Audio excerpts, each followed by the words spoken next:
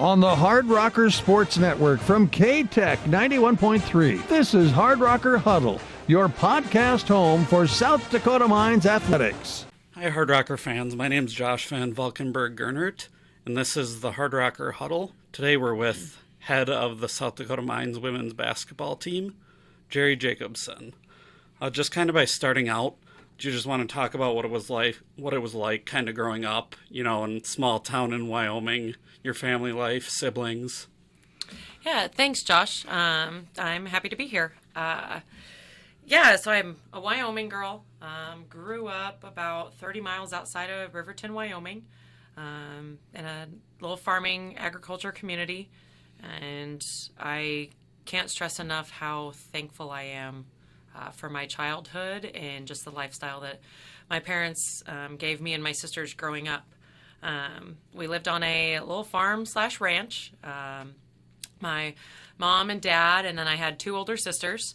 My oldest sister's 11 years older than me, and my other sister's 8 years older than me. I tease my parents that I was the best accident that ever happened to our family. We grew up with cattle, horses, dogs. When I was really little, my mom had a sheep herd. So just tons of animals, and learned a lot about responsibility and respect and just how to deal with adversity. Because when you grow up on a farm and a ranch with animals, nothing seems to ever go right. And so you learn real quick just how to adapt and move on. And you, like I said, responsibility. You have to learn how to take care of other things because other people depend on you or other animals depend on you. And then just the value of hard work.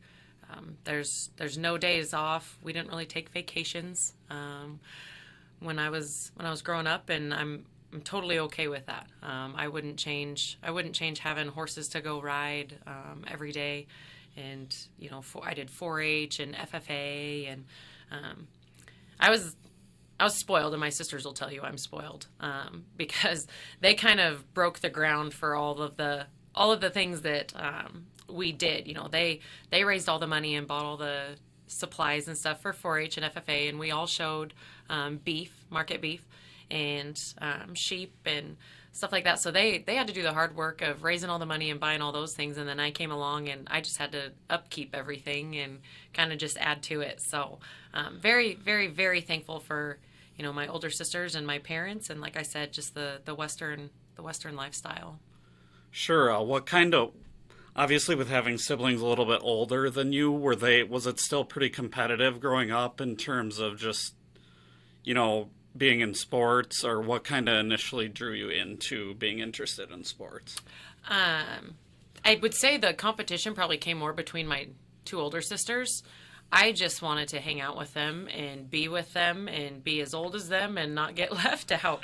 So basically whatever they did, I tried my hardest just to keep up. I still tease them that I'm scared of the dark, because when they would go running to get in shape for all their sports, I'd want to go. And I think I was probably like 5. So there's no way I'm keeping up with my high school sisters. And bless their hearts, they were so nice to me and let me tag along for everything. And we'd go running out in the boonies because we didn't really have any close neighbors or anything like that. And they'd tell me that if I didn't keep up, the boogeyman would get me.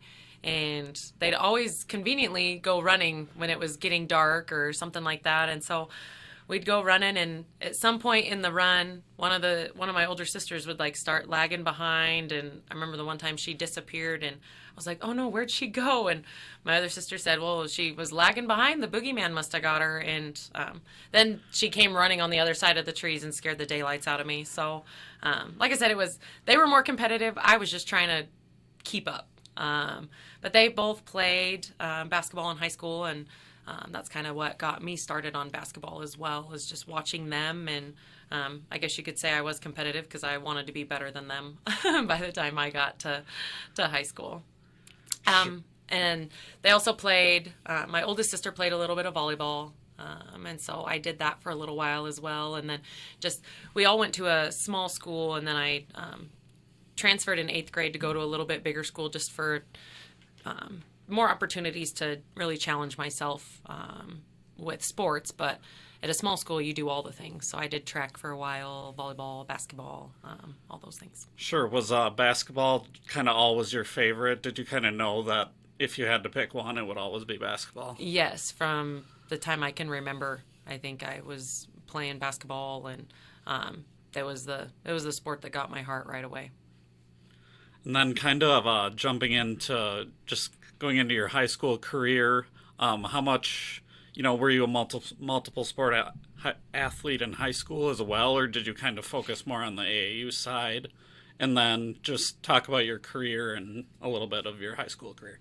I actually didn't play AAU. Wyoming doesn't really have much for AAU programs, and I was so busy in the summer with my 4-H and FFA animals, and then the closest club program I think was down in Denver, and we kind of explored it a little bit in high school, and it was way too much money, and there was no way that we could be away from just our lifestyle and our way of life to spend all summer going out and traveling and doing that kind of stuff. So I didn't get to do that. I played volleyball for a little bit in high school. And I did track up until high school started. I love the hurdles, and I don't know. Looking back, I wish I would have kept doing track, but I was apparently sensitive when I was young in high school, and I had a coach tell me that my form on the hurdles was really great, but we really needed to work on the speed in between the hurdles. And I was like, yeah, I don't think high school track is gonna be for me. So I didn't necessarily specialize in basketball, but it was kind of the only sport that I really stuck with throughout high school. And then, like I said, just a lot of riding horses as well, which isn't necessarily a sport, but that was the other thing that took up a lot of my time. Sure. And then from graduating from high school, you initially went to Central Wyoming College. What was that kind of process like? Did you have other options, or did you kind of know you wanted to stay a little bit closer to home and go the JUCO route first? I didn't really know much of anything about college sports and divisions and levels. And so going through high school, I didn't understand the recruiting process, and that a lot of coaches already have, people in mind their sophomore and junior seasons. And I went to a couple summer camps at the University of Wyoming and Colorado State. And then, like I said, I didn't understand Division II existed. I didn't really know much about, like I said, the different levels. And so when it was coming down to it, I just had a couple junior colleges. There were options, and one was Central Wyoming College, and it was an exciting option because it was the first basketball team since the 80s. And so I thought it would be kind of neat to be part of, the inaugural team or the reinstated team. And then my other option was McCook Community College.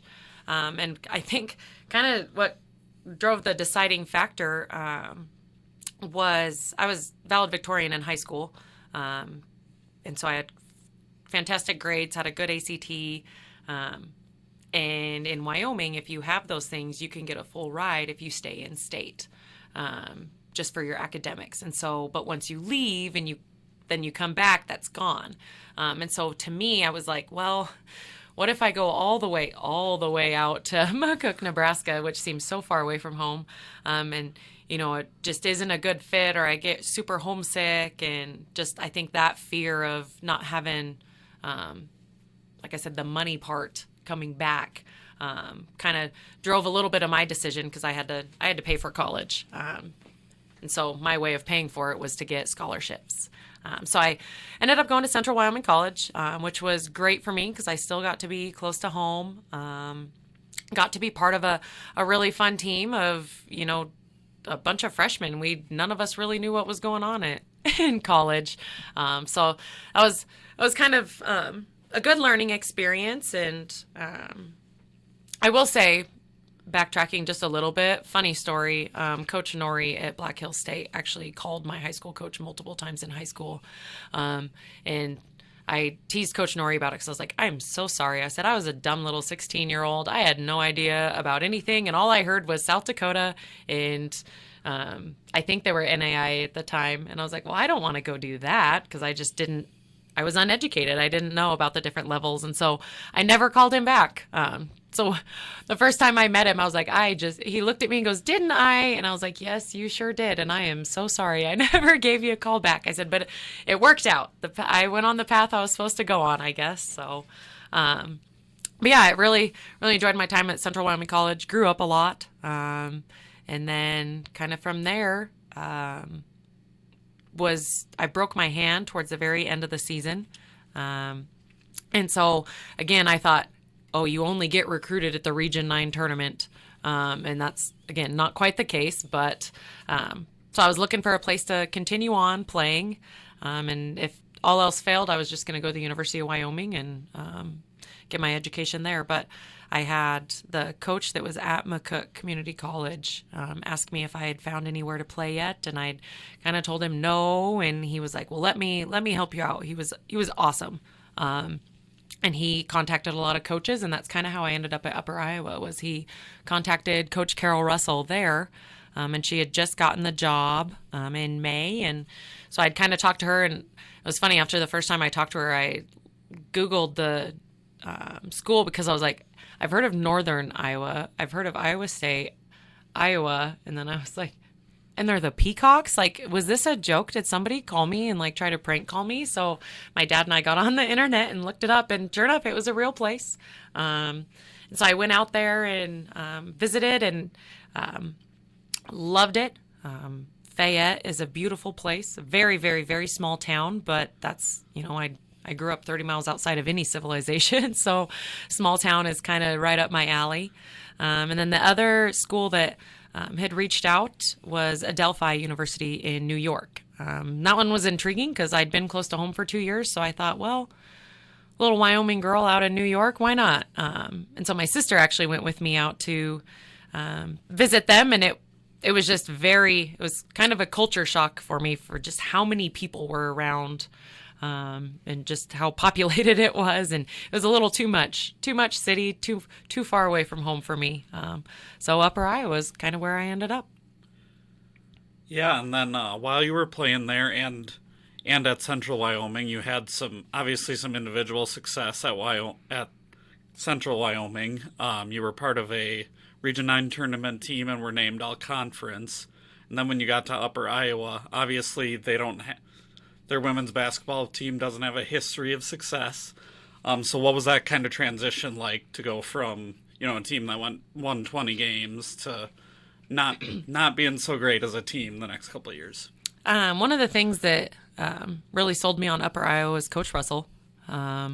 I just really bought into everything that she was saying. And, she's like, let's change the program. And I was like, yeah, let's do it. I mean, I was part of starting up a new program. This sounds fun.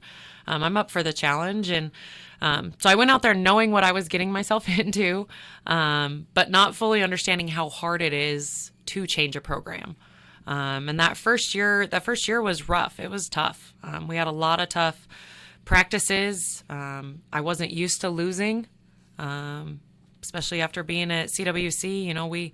We were very successful there, and so that was a really, really hard thing for me, because I hate losing so much, and really loved winning. Really loved having that success, and so it was a rough year, and just tried to grow as much as I could and learn as much as I could from Coach Russell and just playing at that level. And I really, really, really worked hard in between my junior and senior year to make sure that I came back ready to be the best player that I could be for our senior year. And we had a very young team, but we were able to change the culture of the program. We just couldn't quite finish some of those games and get the W's just with our youth. And it was a great experience. I learned a ton, and I wouldn't change it for anything. But at the same time, it was hard, going from successful to obviously not getting the results we wanted. But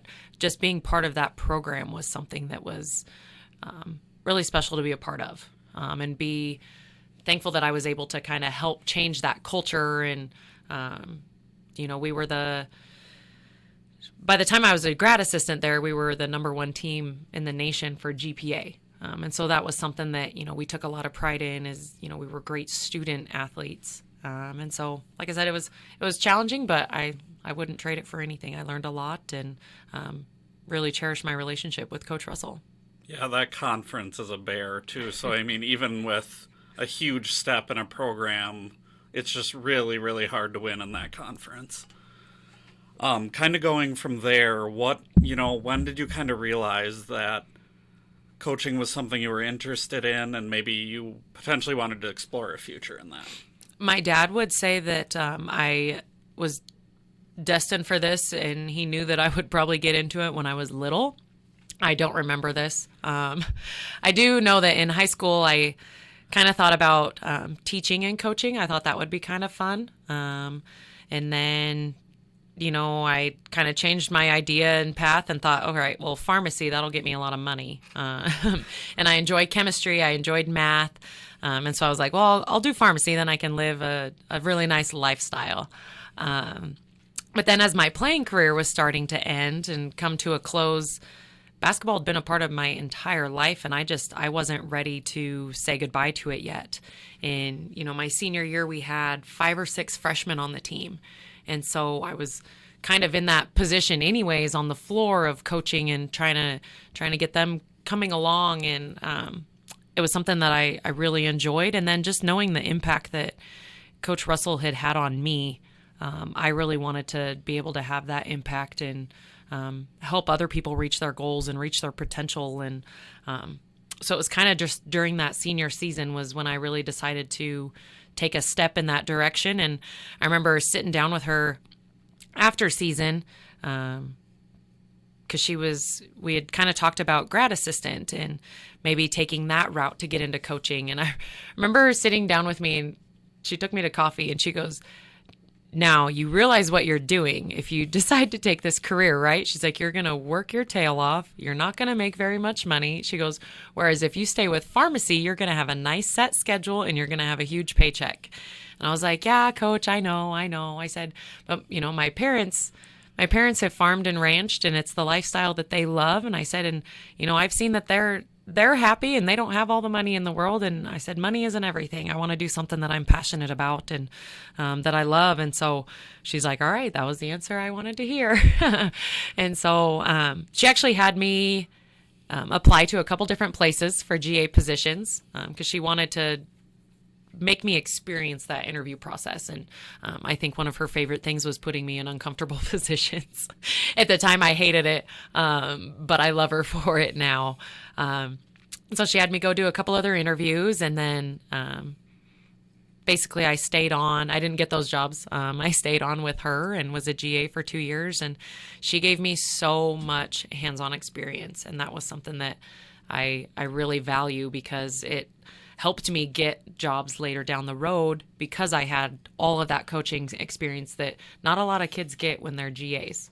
You don't get to run your own practices and stuff like that. So she really gave me a lot of freedom. And I think part of that was just, I had earned her trust as a player and then kept that trust as an assistant coach for her. So, that was kind of what drew me into coaching. But like I said, my dad would have told you that I was already thinking about it, I think, when I was in like 3rd grade or something.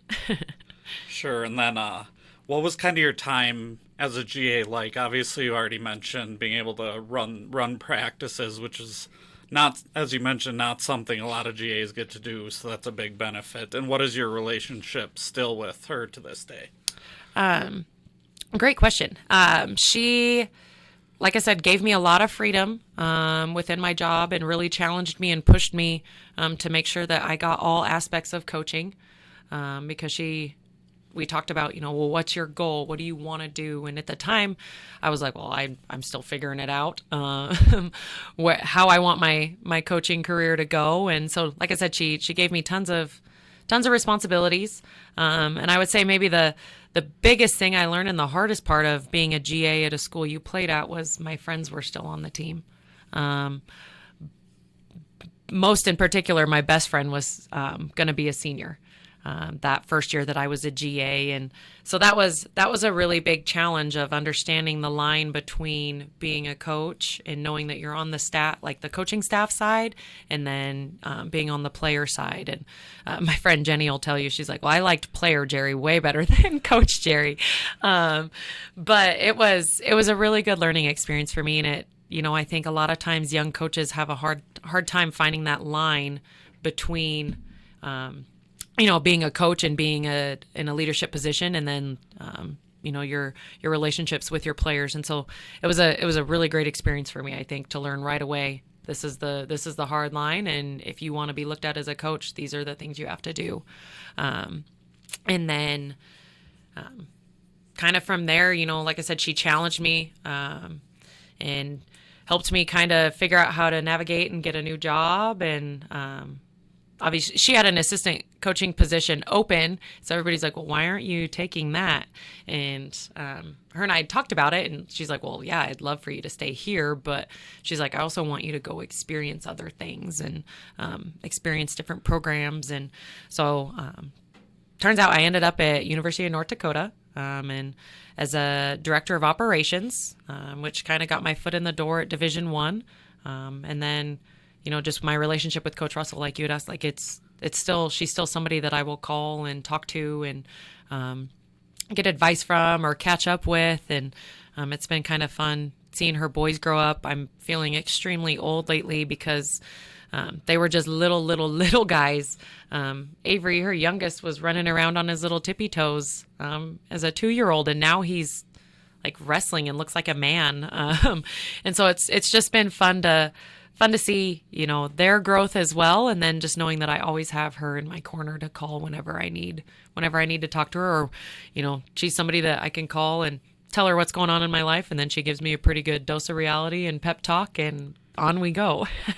Yeah, it's definitely important to have mentors in the coaching or sports world in general. What was the initial drawing point? Maybe you mentioned maybe having a couple different options. Why UND? Why Grand Forks? It is one of the most traditional programs, I think, in the country. Like the history and tradition of women's basketball there is unlike anywhere else. And so that was something that drew me to it a lot, because they'd been successful. The year before I got there, they were the Big Sky champions, tournament champions. And so, knowing that they have that success, and then just, like I said, just the tradition and the passion and pride behind, women's basketball there, and just their sports in general, was something that was really intriguing to me. And that was something that I loved a lot about that job in that school, was because of just, like I said, the pride they have in it. And my responsibilities were definitely not what drew me to the job. It was all the admin stuff, that's really not fun. But you have to do it and you have to learn it.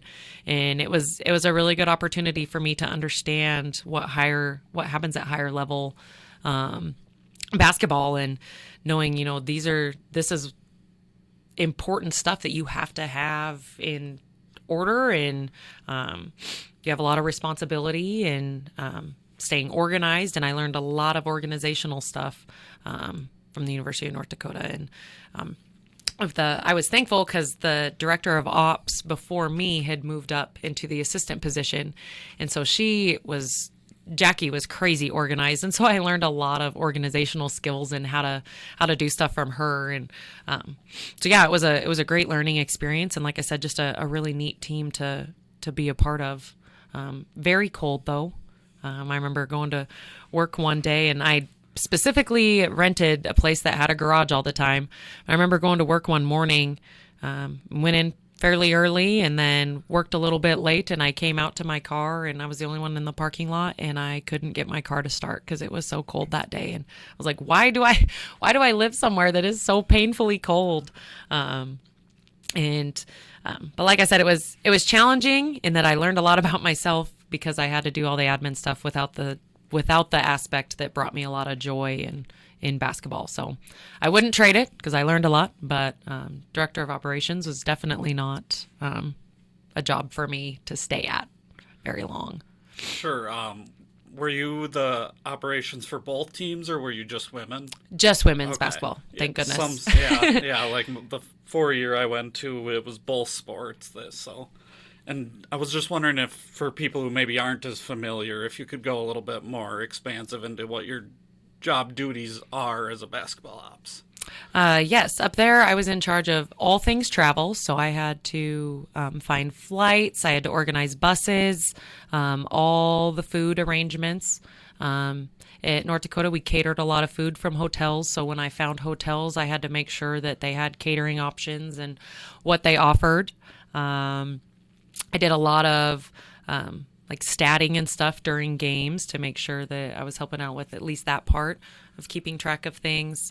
Community service, and to organize all of our community service at UND, and that was something that was we're I think one of the top teams in community service hours. Marketing, I was the kind of the liaison with all the marketing. I was the liaison for academics, and at Division One schools, it's nice because they usually have a lot of people in those positions anyways, so it wasn't like I was having to do all of them, but I was the liaison for organizing a lot of it. I'm trying to think of some other, camp. I was the camp director, and basketball camps up there are crazy because girls love basketball in North Dakota, and so summers were just completely full of basketball camps, and but yeah, just like I said, a lot of the administrative part of the stuff. I had to manage our budget. I was in charge of, our travel budget and those kinds of things, and equipment. You mentioned these are all kind of important, especially winding up at a D2 school, because aren't guaranteed a director of basketball operations. So this is stuff between you and Coach Seibert that you guys have to do. So it's probably good that you got that experience looking back. Yes, and all the little organizational tricks that kind of help keep things a little more simple, or the different spreadsheets that I use, they're already built in, so now I just have to type stuff into them. From UND, I know you weren't there very long. What initially got you drawn into another D1 school, Idaho? University of Idaho was in the Big Sky Conference as well.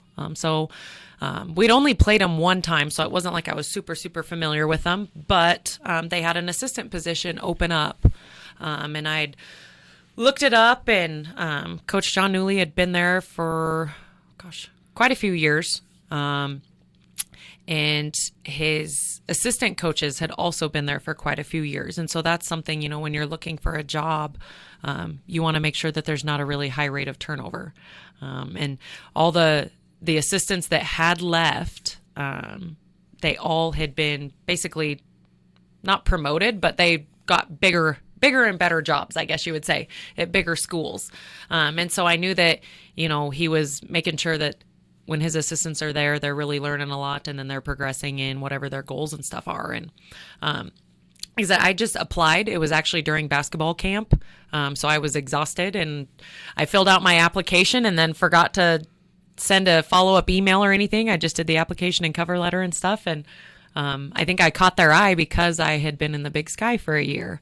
And they called, and they're like, well, we'd love to get you out here on a visit. And I was like, okay, perfect. Oh, I say visit. It's not like I'm a recruit. Get out here on an interview. And so I flew out there and absolutely loved everything. Loved Coach Newley, Krista Sanford, Christy Zeller was the other assistant there at the time. And just loved Moscow. And it's a very small college town. Mom and pop shops everywhere, and just a really neat place and really neat people. And obviously they were a very successful team. And so I was excited to learn from Coach Newley and the rest of the staff and just try to be part of that. And on my interview, one of the questions they asked me was, what is your 5-year goal? And at this point, I'd kind of thought about it a lot more as opposed to when I was a GA. And I said, I'd really love for this to be my last assistant coaching spot, because I really want to be a head coach at Division II, closer to home in Wyoming. And they were like, all right. And I was like, I want to learn as much as I can here so that I'm ready to be a head coach. And it worked out. We were a great fit. We went and had dinner that night at Coach Newley's house, and Coach Sanford's daughter was 4 at the time, and she wanted to have a dance party. And I was like, I don't know if this is appropriate on an interview, but how do you tell a 4-year-old little girl? And I had a 4-year-old niece. My niece was 4 at the time. And so I'm like, I'm a big softie. I can't tell her no. And so I was dancing with her, and I was like, oh, I guess if I lose the job, it's not a good fit. And it actually, I think, sealed the deal, that we were just a really great fit altogether. Because they're like, anybody who can't turn down a little girl and wants to go have a dance party with her, like, fantastic. So packed up all my stuff, headed out to Moscow, and really, truly cherished my time there and loved everything I learned. I was a sponge, and just tried to soak up as much knowledge and stuff from Coach Newley as I could. You kind of already mentioned that you knew you wanted to be a D2 coach. Why? Just curious, what specifically was it about Division II that drew you to that level, especially after having the 2 D1 stops? A couple different things. One, I got to play Division II basketball at Upper Iowa, and I loved, from kind of an academic standpoint, I was really big on my academics. I loved that there was a really healthy balance of that. I was able to pursue, the degree I wanted. And I felt like there was more, I don't want to say free time, but there was more time to just be a student. Whereas Division I, it's a little more business-like. You pretty much play basketball all year round. In Division II, you get a chance to go home in the summer, regroup, refresh, and have a little more balance as a player. And so I really enjoyed that, and I enjoy that the level of play, you still have really talented basketball players at Division II, and it's still highly competitive. You just get that, like I said, you just get that academic side a little bit more, and just a little bit more of that balance for the kids. A little bit more. And obviously from a coaching standpoint, there's a little more balance too. When I was at Idaho, I think I was on an airplane every other week, which is really fun when you're young and you're like, yeah, this is so great. But then it really wears on you if you want to have any semblance of a type of life outside of your job. And so I know for me to be happy and be at my best for the team, that's something that I really needed. So I was really drawn to Division II kind of for just those few reasons. Sure. And then specifically from there, what kind of drew you to South Dakota Mines? I'm sure you probably had other opportunities. What was it about South Dakota Mines specifically that drew you to this school, this city, especially being from small towns, jump into Rapid City? Funny story, actually, because I'd been at Idaho for 5 years, 4 seasons, and I had not looked at one single job opening at all.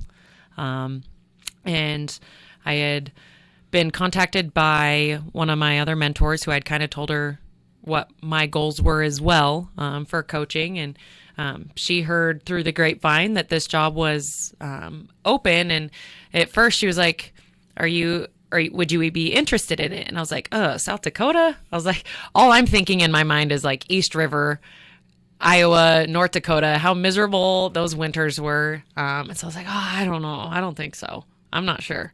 And then my boyfriend Reese was like, well, it's in Rapid City. He goes, you need to do more research. He goes, Rapid City is basically Wyoming. And then when I did research and actually looked up which school it was and stuff like that, I was like, this sounds incredible. It sounds right up my alley. Coming to a really academic school. There's a bunch of tradition with women's basketball. And so just basically the more I did research on it, the more I fell in love with this as an option and an opportunity. And I talked to Coach Newley about it, and he's like, well, let's do it. Let's get you ready for it. And so he was super supportive, which was really nice too, of really, really helping me. And Coach Zach Klaus out at University of Idaho was in the men's position at the time, and he was really excited for me too. And so we got me prepared for the interview process, and then kind of everything else fell into place. But like I said, it was really the academic aspect of our school is incredible. And like I said, I was a biology, chemistry major in college, and so I have a soft place in my heart for really high academic people. And so I love that part. And then, just the history of the program and trying to get us back to how successful Lady Hard Rocker basketball was. I was going to bring that up, the biology, chemistry thing, and just, not every coach that comes in necessarily understands and appreciates the academics, at least not initially. So how much of it, was just an advantage of being able to understand what type of kids you needed to recruit right away? It's huge. And thankfully at University of Idaho, we recruited a lot of the similar kids. Now it's not a STEM university, but I think, there's a direct correlation between hard work in the classroom and hard work on the court. And so we recruited those high academic kids at University of Idaho, and now here it's the same thing. It's just maybe a little more specialized with, which degree they're choosing. But I think it's a huge advantage because I do kind of understand how some of their brains operate too. Now, engineers, we're still figuring it out. I'm dating Reese, and he's an engineering brain too. So I don't know why I surrounded myself with engineers, but no, it's fun. I love the mindset. I love how hard everybody works. And those are just intangible things that, I really appreciate about this school. And, the other part was I was the only basically STEM major when I played. And so, it's kind of really fun to talk to the girls about, like, you don't understand how special it is that each and every single one of you are so goal driven, so study focused, and you're in the same classes. You get to have classes with your teammates. I was like, I never had a class with a teammate. I didn't even have a class with any other athletes. And so just having that community that they have here is really unique. And I think I bring a different perspective to that because I think they don't realize when you're in it, you don't realize how special it is until you have a different experience. And so I think it's really cool that, they get to go to class together, they get to study together, and that they're all on the same, like I said, the same path of this is what we want to do with our lives. And we're going to make sure that we're doing the proper things to get there. Sure. Another thing I kind of wanted to bring up was just kind of coming in, maybe compare. I guess this is your first head coaching job, so maybe this is a hard comparison, but what are maybe some of the differences between coming in and taking over a program, like what the program was like at Upper Iowa, compared to a program like this where, it wasn't a program that won 3 games. It was a program that was pretty much always, right around 500. I would say coming in, I was just really excited. I'd gotten to meet some of the players on my interview, and just knowing the intangible qualities that each of them had, and then taking what I'd learned at Idaho about culture and team chemistry and just what it takes to win a championship. Because at Idaho, we played in the postseason every single year. So I got a lot of experience as to what it takes to build a championship team and what little details really matter. And so the girls were so hungry that year for culture and for that, that it was actually, like I said, in my head, I always dreamed of like, okay, well, when I become head coach, what kind of program would I be taking over? And I never dreamed that I would be able to take over one that, the players were so bought in so quickly. And just rolled with everything that, we presented them and challenged them with. And it was a really special first year as a head coach. And I couldn't be more thankful for kind of how it panned out in the group that I had. Yeah, you had some pretty immediate success too. 15-12 year one with 13-9 RMAC record, making it to the conference tournament. And then similar again last year, 11-9 and 11-7 with another conference tournament appearance. So how important is that also to the building of the program to be able to point at your first 2 years and, hey, we made the conference tournament my first 2 years here? It kind of just sets the standard for what's expected. And when we're recruiting, we're telling them, well, this is what we've accomplished. This is where we want to go. And so we're trying to bring in people that are on board with knowing we've got to get better than what we have done, but showing that, we have had success. Now let's build on that success. And so those are kind of the things of, like I said, what we're trying to bring in for recruiting, and then just what we're trying to do with our current teams as well. And then, obviously, I want to talk a little bit about this season. Obviously, it hasn't been the best start. You had a really, really hard non-conference schedule. I think you did that intentionally, but obviously that's reflected in a little bit in the record. And then you've started to play a little bit better recently. How do you kind of, what do you need to do as a team, as a coach, to kind of turn it around, head it into break, and then get some momentum outside after break? Great question. Our first year and even our second year here, we didn't have super quick starts.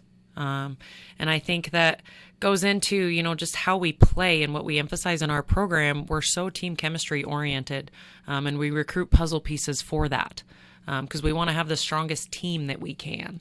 Because if you have a strong team, you can beat a lot of other teams who maybe don't play as well together or have that confidence in each other. And we're also trying to help these young ladies really develop leadership skills and understand just the important things in life of how you get through adversity and how you respond to failure, and that you can't be perfect. And those are some of the things that just the type of people we recruit. They come in, they haven't had much failure, they want to be perfect, and so the first few games, usually you're trying to work out those kinks and try to get to figure out, okay, what really drives this team and what's this team's identity? And every single year that's different. Even if you have very similar players, like this year we have very similar players. We graduated 2 and we only brought in 3. So it's very close to the same team, but at the same time, we just have a completely different identity because it's a different year. And so part of it is just, as a coaching staff, we've got to figure that out and address it. And, and growing up, like I said, adversity happens and you got to figure out different ways to do stuff. The tractor doesn't start. All right, well, how are we going to go feed the animals or stuff like that? And so it's really just trying to navigate what's really going to get our team motivated and gelling and playing together. And, we've had injuries, but that's not an excuse. We have a team for a reason. And now some of them were really unplanned, and we're really counting on those people to contribute a lot. And because we recruit puzzle pieces, that makes it a little more challenging when a puzzle piece is missing.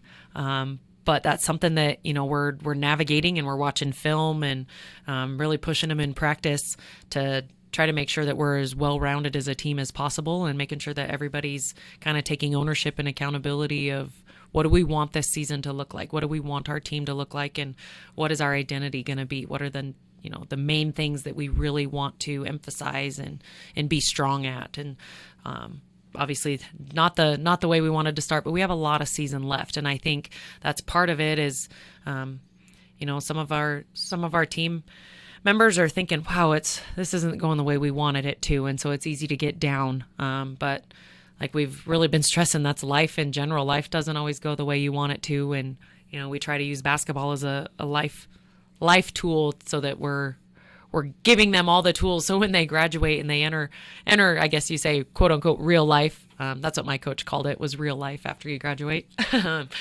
you're prepared for it and you're ready for it. And that's, like I said, that's our main goal, and trying to make sure that, we stay together throughout all of it and really lean on each other. And like I said, get that leadership and responsibility and pride and passion for our program going.